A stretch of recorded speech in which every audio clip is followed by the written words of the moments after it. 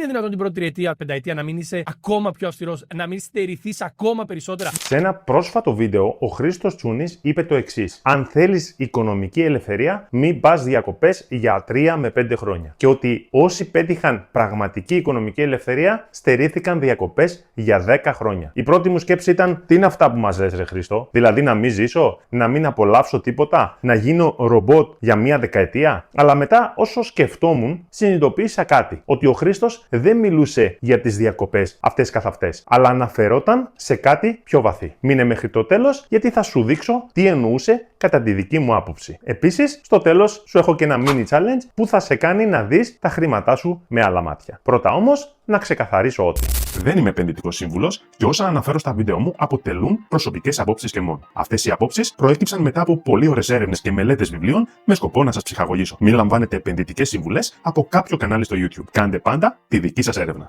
αν πάρεις τη φράση του επιφανειακά, ακούγεται σκληρή, ίσως και τοξική. Κάτι σαν το μην απολαμβάνεις τίποτα. Στερήσου τα πάντα και γίνε ο δούλος του πλούτου. Αυτό είπε όμως? Κατά την δική μου άποψη, όχι. Αυτό που πραγματικά εννοούσε είναι ότι αν θέλεις πραγματική ελευθερία, μάθε να καθυστερείς την επιβράβευση. Και ξέρω ότι αυτό δεν ακούγεται ελκυστικό, γιατί στη σημερινή κοινωνία έχουμε μάθει σε γρήγορους ρυθμούς. Τα θέλουμε όλα και τα θέλουμε τώρα. Αλλά ποια είναι η πραγματικότητα? Η πραγματική ελευθερία θέλει χρόνο. Είναι σαν όλα αυτά που έχεις πετύχει στη ζωή σου μέχρι τώρα. Σκέψου για μια στιγμή. Περπάτησες με την πρώτη? Μίλησες με την πρώτη? Το ποδήλατο το έμαθες με την πρώτη? Για όλα αυτά χρειάστηκες χρόνο, επιμονή, υπομονή και αρκετές φορές μάτωσες. Μάλιστα και ο Χρήστος στο βιβλίο του αλλά και στα podcast το έχει πει πολλές φορές. Για να πετύχεις στη ζωή σου χρειάζεσαι 3 πράγματα: υπομονή, επιμονή και πειθαρχία. Και αν σκεφτείς, αυτά τα 3 συνοδεύονται πάντα με θυσίες. Και όσο μεγαλώνω, το νιώθω όλο και περισσότερο αυτό. Και τώρα στα 34 μου καταλαβαίνω ότι δεν έχει σημασία πόσο σκληρά δουλεύεις. Σημασία έχει να δουλεύεις έξυπνα και αυτά που εισπράττεις να τα ξοδεύεις ακόμα εξυπνότερα. Αν σου αρέσει αυτό που ακούς εδώ, τότε κάνε εγγραφή. Εδώ θα ακούσεις πράγματα που δεν σου λένε αλλού. Γιατί εδώ δεν μιλάμε για ψευδαισθήσεις. Εδώ μιλάμε για την πραγματική ζωή. Ας το δούμε απλά και χωρίς υπεκφυγές. Σκέψου το εξής σενάριο. Εξοικονομείς 200 ευρώ το μήνα. Από πού? Από deliveries που κάνεις 5 με 6 φορές μέσα στο μήνα. Από subscriptions που δεν χρησιμοποιείς. Από gadgets που δεν χρειάζεσαι. Μετά αυτά τα χρήματα τα αποταμιεύεις και τα επενδύεις με συνέπεια κάθε μήνα, χωρίς δικαιολογίες, ίσως σε ένα ETF όπως το VUAA με μέση ετησιοποιημένη απόδοση 10%. Αποτέλεσμα, σε 10 χρόνια θα έχεις πάνω από 40.000 ευρώ. Και αυτά τα 40 χιλιάρικα θα δουλεύουν για εσένα κάθε μήνα χωρίς να κάνεις εσύ τίποτα απολύτως. Βέβαια, είναι καλό να θυμόμαστε πως στις επενδύσεις τίποτα δεν είναι σίγουρο και οι παρελθοντικές αποδόσεις δεν εγγυώνται τις μελλοντικές. Και παιδιά, όντως δεν τις εγγυώνται, αλλά το μόνο που μπορώ να σου εγγυηθώ είναι ότι αν δεν κάνεις κάτι, ο πληθωρισμός θα ροκανίζει τα λεφτά σου. Δες το σχετικό βίντεο που θα εμφανιστεί εδώ πάνω. Τίποτα από όλα αυτά που αναφέρουμε δεν είναι μαγικό. Είναι απλά μαθηματικά, πειθαρχία και ανατοκισμός. Η θυσία είναι απλώς να πεις όχι τώρα για να πεις ένα μεγάλο ναι αργότερα. Να μπορείς να πας διακοπές όπου θέλεις και όποτε θέλεις. Όχι μόνο όταν σου δίνουν άδεια από τη δουλειά. Να μπορείς να παραγγείλεις σε εστιατόριο χωρίς να κοιτάς τον τιμοκατάλογο. Και να σταματήσεις επιτέλους να τρως το κοτόπουλο γιατί είναι το πιο φθηνό στο μενού. Προσωπικά, σε κάποιες τοποθετήσεις εκ των πραγμάτων δεν συμφωνώ με τον Χρήστο. Καθώς έχω σύζυγο και παιδί. Αλλά σε αυτήν συμφωνώ απόλυτα. Όχι με τη δήλωση αυτή καθ' αυτή, αλλά με την ουσία. Είναι δεδομένο πως οι επενδύσεις δεν είναι προαιρετικές, είναι υποχρεωτικές. Οπότε, αν δεν σου βγαίνει, τότε κάτι πρέπει να αλλάξεις. Και αυτό ίσως να είναι και οι διακοπές σου για κάποια χρόνια. Γιατί χωρίς τις επενδύσεις, δηλαδή χωρίς να δουλεύουν τα λεφτά σου για σένα, θα δουλεύεις εσύ για αυτά μέχρι να πεθάνεις. Και αυτά είναι τα λόγια του Warren Buffett. Και έτσι δεν θα αποκτήσεις ποτέ προοπτική για πραγματική ελευθερία. Αυτός είναι και ο λόγος που προσωπικά επιλέγω να επενδύω κάθε μήνα μέσω της Freedom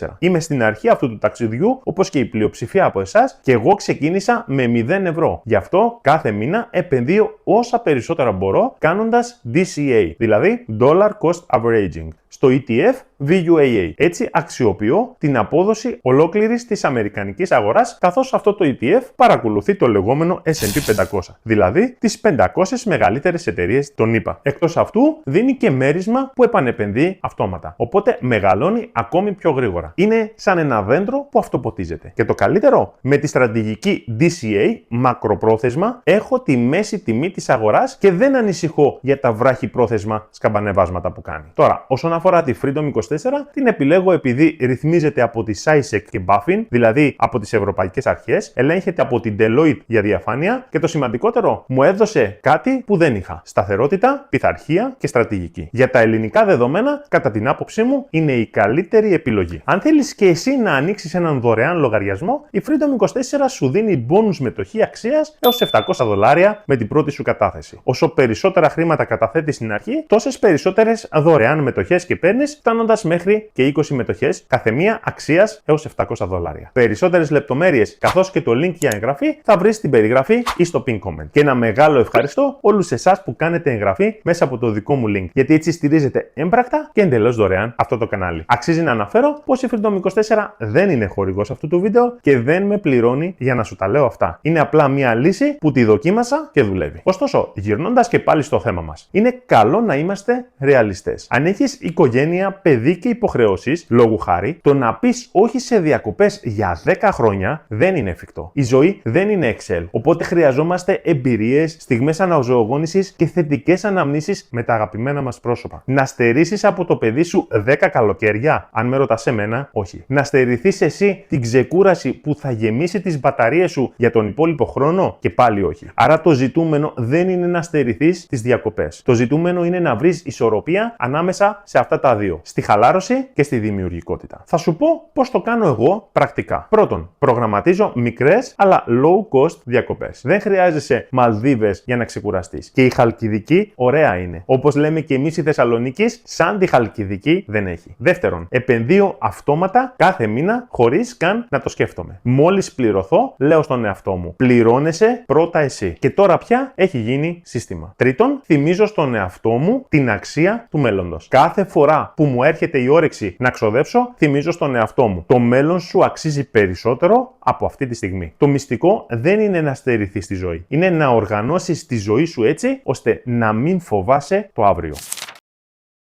Για τις επόμενες 30 ημέρες. Πρώτον, βρες ένα περιττό έξοδο. Δεύτερον, υπολόγισε το ποσό που σου στοιχίζει ετησίως. Και τρίτον, αντί να το ξοδέψεις αυτό το μήνα, επένδυσέ το. Στείλ το στο λογαριασμό της Freedom 24 που άνοιξες μέσα από το link μου. Ίσως να το βάλεις στο VUAA ή όπου αλλού θέλεις. Αλλά κάντο. Σε προειδοποιώ, το 90% δεν θα το κάνει. Θα το διαβάσει, θα συμφωνήσει, αλλά δεν θα δράσει. Μη γίνεις και εσύ ένας από αυτούς. Δράσε τώρα. Οπότε, μήπως τελικά είχε δίκιο ο Τσούνης? Κατά την άποψή μου, ναι. Αλλά όχι με τον τρόπο που το κατάλαβε ο κόσμος. Δεν είπε μη ζεις. Είπε επένδυσε τώρα για να ζεις όπως θέλεις μετά. Χωρίς να ζητάς άδεια από κανέναν, και αυτή είναι η πραγματική ελευθερία. Και ξέρω ότι δεν είναι εύκολο. Ξέρω ότι θέλει υπομονή, επιμονή και πειθαρχία. Αλλά εγώ προτιμώ να ακούσω κάποιον που έχει πετύχει αυτό για το οποίο μιλάει. Πιστεύω πως κανένας μας δεν θα έπαιρνε μαθήματα κατάδυσης από κάποιον που δεν ξέρει καν να κολυμπά. Γνωρίζω ότι θα στερηθώ τώρα, αλλά σε 10 χρόνια, όταν θα μπορώ να πηγαίνω όπου θέλω, όποτε θέλω, χωρίς να σκέφτομαι αν μου φτάνουν τα λεφτά, θα χαίρομαι που τον άκουσα τώρα. Αν σου άρεσε αυτό το βίντεο, μπορείς να συνεχίσεις με την playlist που έχω φτιάξει για εσένα. Είναι το επόμενο βήμα για να γίνεις και εσύ ένας από τους οξυδερκείς. Και να θυμάσαι, η οξυδέρκεια δεν είναι προνόμιο. Είναι επιλογή. Η δική σου επιλογή. Είμαι ο David και τα λέμε στην playlist.